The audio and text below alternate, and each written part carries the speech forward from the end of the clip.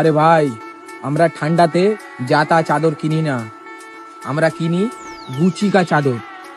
17,000 টাকা দাম, দেখতে পাচ্ছিস? গুচ্ছি কা মাল है। এ আর এক চোদনা চশমখোর। একে দেখলে আমার আবার গোপাল ভাঁড়ের মন্ত্রীর কথা মনে পড়ে।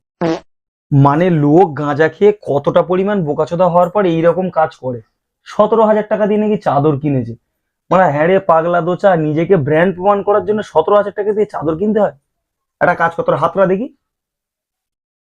ওরে বাবা, এই জন্য এই এই মাল তো বড় হলে সেই ক্যানবি লাইফস্টাইল হবে। দেখো দেখি বাবা, হুট করে আবার কার কথা বলে ফেললাম। সেই ক্যানবি, এই মানে সেই লোকটার কথা বুঝতে পারলে না? কোন লোকটা বুঝতে পারলে না? ওই সেই যে লোকটা গাড়ি নিয়ে সিরিয়াল করে, ও প্রত্যেকদিন সিরিয়াল সিরিয়াল করে না, গাড়ি চালিয়ে চালিয়ে আসবে। ওরা মাহিন্দ্রা কোম্পানির কপাল খারাপ, কার কাছে এরা গাড়ি বিক্রি করেছে। এরা তো আর জানে না এই মালটা সেকেন্ড হ্যান্ড গাড়ির ব্র্যান্ড অ্যাম্বাসাডার।